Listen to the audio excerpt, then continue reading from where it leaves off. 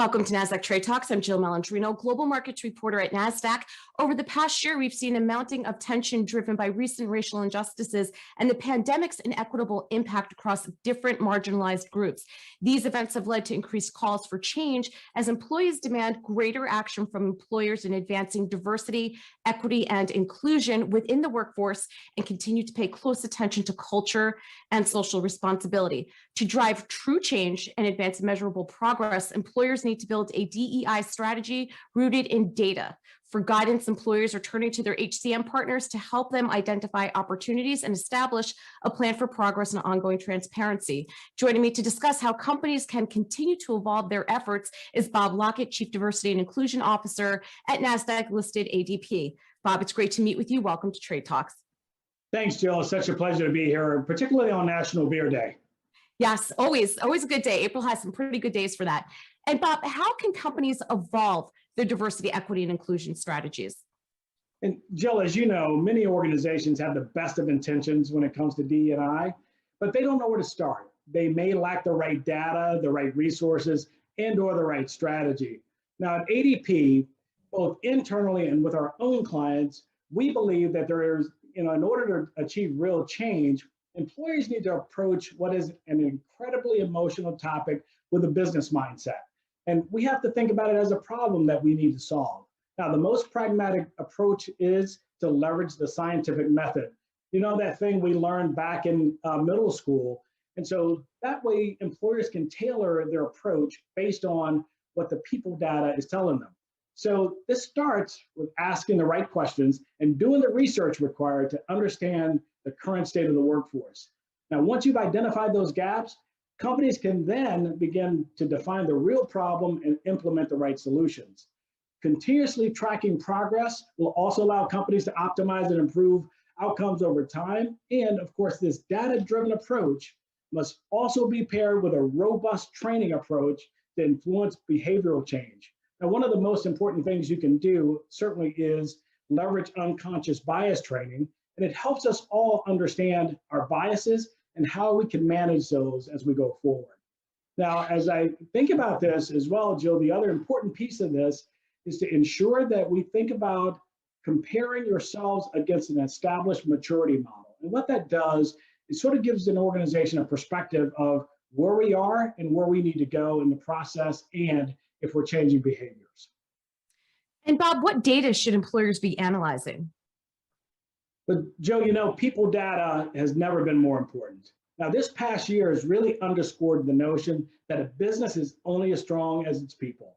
Now, insight into your workforce, from its racial, gender, and cultural makeup to turnover, retention, and compensation rates, about your demographic, it's critical to understanding what your employees are experiencing in your company. And it also informs you of what changes need to happen. So, but it also gives you an opportunity to ask some really important questions, like how diverse is my workforce and leadership team? What about my recruiting process? Are we sourcing in the right places? What termination reasons are affecting the diverse populations the most? Now, as you really think about this, there are two levers that leaders can pull when it comes to improving representation and building a diverse workforce. You can either hire more people or you can retain more people. Now, if your focus is on the leadership population, you have a third lever, which means that you can promote more people as well. What steps can employers take to address gaps that they uncover? Well, once you've analyzed the data, you've clearly defined the opportunity and you've decided on your strategies, the next logical step in the process is really to take action. Now, successful companies rely heavily on how thorough they are in understanding the state of their workforce. The data will drive you to action for sure. For example, you might identify gaps in retention or underrepresentation in leadership, so your focus may be on creating diversity, equity, and inclusion programs centered around development, mentoring, or sponsorship.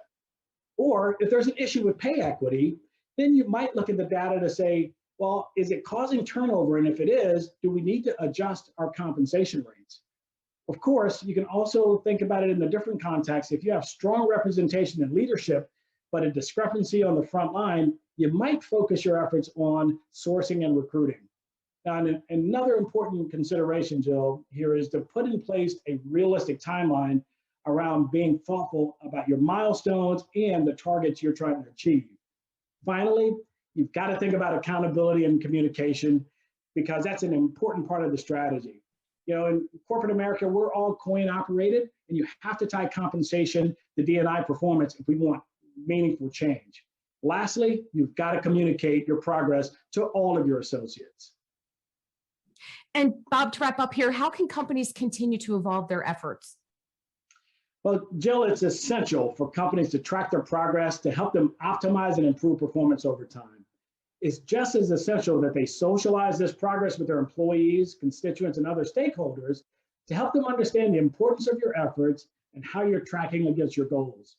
Transparency and accountability are core components of any successful diversity, equity, and inclusion strategy. Of course, other things you have to do, gain leadership and business support at the beginning. It cannot be just an HR initiative. It has to be a business initiative.